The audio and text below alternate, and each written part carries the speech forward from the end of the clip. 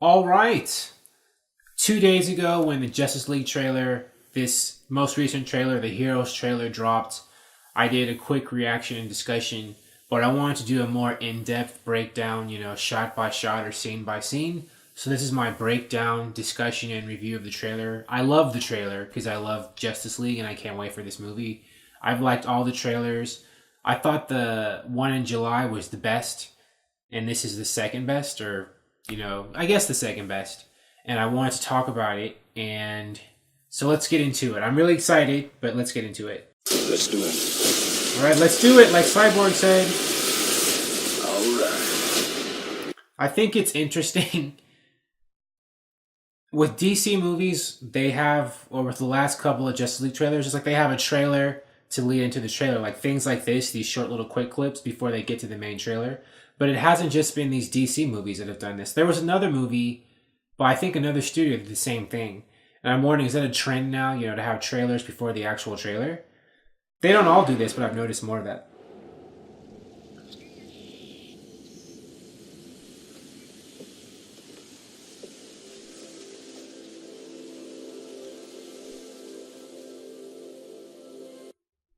There's Lois. This is the first I think we've ever seen of Lois in the Justice League trailers. Not the first, this is the second time. There was a glimpse of her in other trailers, but this is the most we've seen of her in a trailer. And it's nice to see her. And well, there's multiple reasons why I think they led with this scene in this trailer here. But she has this calm, gentle kind of presence on Superman and throughout the whole movies. Even in Man of Steel, I felt she had that kind of presence. And it's different because Lois Lane is usually traditionally a lot more feisty. And I felt that this Lois Lane hasn't exactly been that. Not that she's weak, but she hasn't exactly been, like the Lois Lanes before the live action ones, which is interesting. And this scene right here, since it's so like the music, the Hans Zimmer Man of Steel music, is so like ambient and, moving. It's a very beautiful tune. Like Hans Zimmer is an exceptional like composer. And I think the stuff he did for Man of Steel and BVS with Junkie XL, but I think he's just a great composer and I love what he did here. His music here is just, it's very elegant and moving here. Let's keep going. And there's Superman as Clark Kent from the back in the cornfield. This is on the Kent farm. And I noted before when I did my trailer review on reaction on Sunday that I think Henry Cavill looks thinner here than he has before. Like he slimmed down. I don't know if that's, he hasn't been bulking up as much or if they did that with, the post-production team to make him look thinner, but he just looks not unhealthy, but he just looks noticeably just not as big. Beautiful sunset shot. I'll take that as a yes. What? The ring. Yep, this is a juxtaposition or a quick cut to the fact that we're leaving the dream sequence here and going to... Oh, actually, we're still in the dream. But this is where you first know this is a dream sequence. I had a feeling it was a dream sequence at first because Warner Brothers has been very careful not to reveal Superman because they don't want to get into another Doomsday situation. Where a lot of people were mad at them when they showed Doomsday in the BVS trailers. That was a huge reveal and too early. And they've learned from that mistake. I, like a lot of other people, don't care whether they show Superman at all. But I know they need more than just me to watch these movies and be happy. They need the general public. People who are going to be pissed if they show Superman, they don't want to make them mad, so they aren't showing him. And I get that. But here they cut to the scene of where she's, dropping the dust on Superman's coffin with the wedding ring on.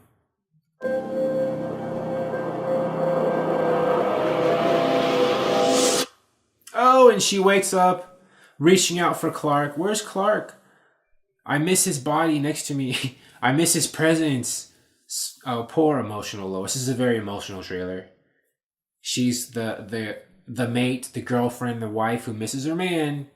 What I think of is like, widows or the wives of like firefighters or cops who are just, missing their husbands. I don't, that's what I think of in this scene. The world remains in morning after the death of Superman. Violence, acts of war, and terrorism are all on the rise. Yep, violence, acts of war, and terrorism are on the rise. You know, without Superman to be there, all these criminals are letting loose because Superman would fly around the world just rescuing people and stopping criminals all the time. He's famous for that. And, you know, he did that in here. And now that he's not around, you know, there's this knee-jerk reaction from the criminal community to do all this bad stuff. And, you know, it's a world without hope. The world, people are more downtrodden. You'll see it. Yeah, world without hope. You know, without Superman as a beacon or an inspirational figure, a lot of people, you know, there's a lot of loss. And that makes sense to me. Like in real life, if there was this dude flying around ultra powerful, saving people and who was beloved the world over, and all of a sudden he's gone, a lot of people would feel very depressed. And I think a lot of people would also sink to their darker natures. Not so much because he's not there to stop them, but just because, you know, they're feeling hopeless and lost and like they have no futures or worse futures. And, you know, that's how people act. Some people, not all people, when they're in situations like that. Dream. This is the first shot like this we've got in the trailer. Other shots, they repeat the shots from other, you know, they show the same shots from trailer to trailer.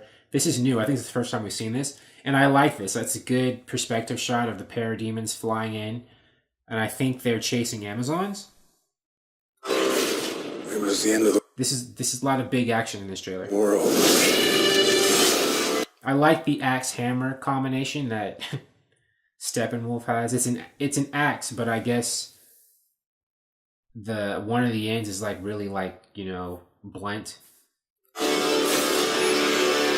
Ooh, and I guess they're showing us how parademons are created. I guess I don't know. I have to go back. I guess I haven't read enough New Gods comics. I don't know if this is how parademons are created in the comics. That they take people they've conquered, that people from Apocalypse who work for Darkseid, people they've conquered or killed and turn their bodies into parademons.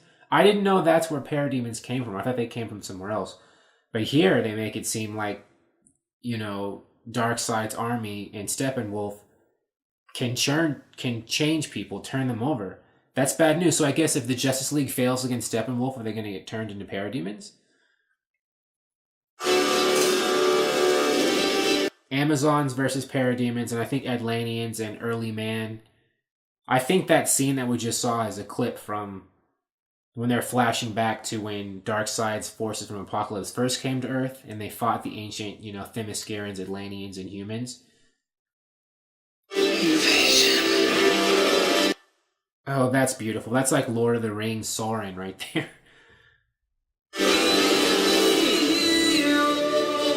I think it's something more. Yep, like a swarm of parademons. They made it look just like, you know, when you see all these like bugs flying towards you, like all these mosquitoes or ants in like an army, a swarm. That's exactly what the parademons look like. They're coming out of the nuclear reactor. Something darker. What's darker than an invasion? That's the flying fox, right? Isn't that Batman's plane? I think that's what that is. That's what they're calling it here. We're asking people we don't know to risk their lives. That's a beautiful shot of Wonder Woman. I don't know what statue that is. That's in Europe, but what I instantly think of is like the Statue of Liberty and of her standing up. That's not the Statue of Liberty, obviously. I don't know if that's an existing statue in reality or if it's one that they made up for the movie. It's a great, powerful shot of her. And, you know, Wonder Woman, I could see Wonder Woman actually standing on the Statue of Liberty. That seems to fit her. Even though I know that's not what that is. Strong man is strongest alone. You ever heard that? Strong man, strongest alone. That's a quote. I forgot who that's from. That's not a saying. That's the opposite of what the saying is.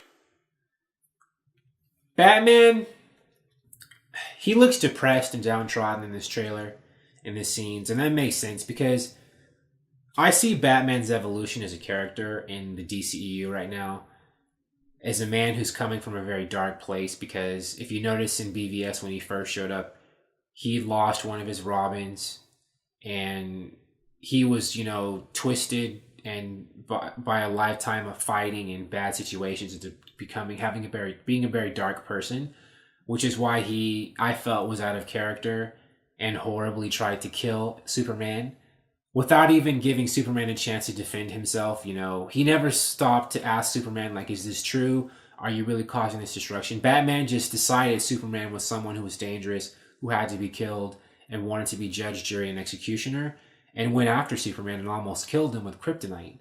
And, you know, he realized that he was being wrong, but then Superman wound up, you know, being killed by Doomsday anyway because he was weakened by the kryptonite fight that he had with Batman.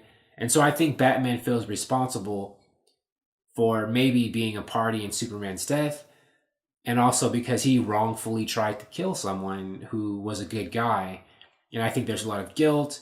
And I think in this movie, Batman trying to rally the Justice League together and to be a speaker for Superman's legacy and promoting how great Superman. I think this movie is his journey to becoming a better Batman, or a Batman with a better outlook on life, or who's healing from, you know, past wounds and past sins. That's my interpretation. Now, the CGI has been added a lot more in this one, because if you notice, like in the previous Justice League trailers, the effects hadn't been done yet, so a lot of the streets and things like that, there wasn't this much redness and there weren't this many effects over things. It looked a lot more like plain, ordinary city. And you see right here, as this trailer goes on, they've added more stuff to things.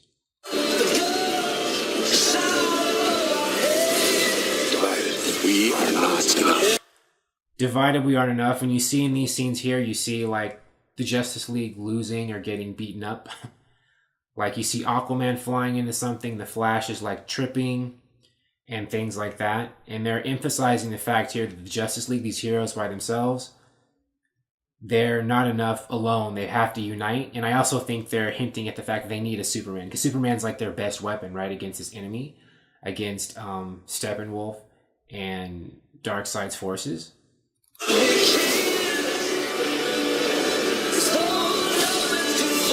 I like that scene, the choreography and the shot of Wonder Woman, you know, charging and swinging at Steppenwolf. That's just, I like just so it looks beautiful to me. But ultimately, you know, she falls like the rest of them because she can't do it by herself. The world needs Superman. That's not Supergirl. A lot of people are saying that they think that's Supergirl there. I don't think that's Supergirl. That's Superman from a certain angle where he looks thinner. And this would be the wrong way to introduce Supergirl. I don't think that's her. Supergirl needs her own movie, or needs to be introduced in a Superman movie, not in Justice League. I made him a promise. Ooh, that was a beautiful shot of the Flash. It was just elegant with all the blue lightning. I love the Flash blue lightning effects in this trailer, and they're going to put in this movie. The Flash, just a beautiful job on the VFX team. That's why I brought you together. Teamwork. This trailer emphasizes teamwork, the fact that the Justice League is going to be working together. That's why you see Cyborg catching Aquaman in midair and throwing him back. Because they're united, right? On the posters, unite the League. We're working together. We're going to band together to stop the bad guy. That ain't over yet. Oh, man. They're trying really hard, and I think they're going to succeed in showing. In previous DC movies, you know, in Man of Steel and BVS, you saw superheroes, they were either isolated from each other or they were fighting each other for most of the movie. They were antagonistic. Even in Suicide Squad, when they worked together, but they didn't trust each other. And here, I think Justice League is going to be the first movie where we see a bunch of DC heroes working together, where they can trust and rely on each other, and they've got each other's backs, and it's going to be a more optimistic tone. I think they're going to spend the movie getting beat up in the first part, and it'll be hopeless, and then they'll band together, and it'll be a great euphoric moment for them, and it'll be great teamwork. And then I think Superman returning to their side and coming from the dead will be a rallying moment for them.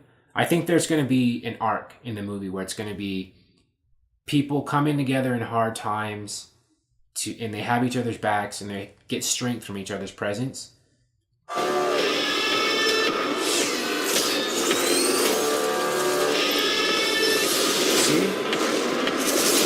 That's beautiful. I like the way the Flash looks, where he runs through after Wonder Woman has just helped out Batman. Then the Flash comes in.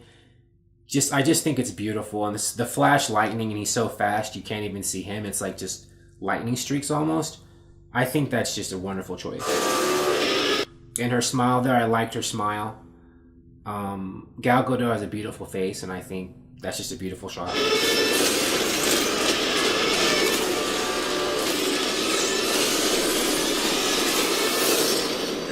And if you notice here, more of what I was saying, how the effects are more done here. If you look at the previous trailer, the last Justice League trailer, or maybe it was the first one, where Aquaman, is basically surfing on Batman's Batmobile, it's a lot darker and less red because they hadn't put all those effects in yet. If you were to compare like the difference, you can just see that they put a lot more CGI in here. And some people are complaining that, it's too much CGI, but it's a superhero movie. I mean, there's supposed to be a lot of CGI, right? Like, this isn't supposed to look, because in real life, there's not flying demons and people flying around with heat vision, right? In Amazons, it's not supposed to look like every day. And plus, if you read the comics, on Apocalypse, Steppenwolf works for Darkseid, and they come from the planet Apocalypse. And they're trying to convert Earth and the planets they conquer into being planets like Apocalypse. And Apocalypse has red skies, and it has furnaces going through into the entire planet. And that's what's going to cause the sky to be red. And that's why it looks like that. And you can't achieve that without CGI. And I think it's fitting, and it looks great. And I don't have a problem with CGI or things looking like video games, because these are comic book movies. I mean, superheroes in comic book movies aren't realistic. They're not supposed to look like real life, right? Because they're not real life. So that doesn't bother me at all. Justice League. I like the Justice League logo. I didn't like it before. It looked plain, but when they render it and it has the metallic kind of look to it, it looks cool. When it's just like white text, it looks very plain. But when they add, like a texture to it, then it starts in like that gradient fade, the metallic sheen. It looks a lot more just cooler and snazzier to me. Oh, awesome. I was about to say, no, that's your... Oh, sorry.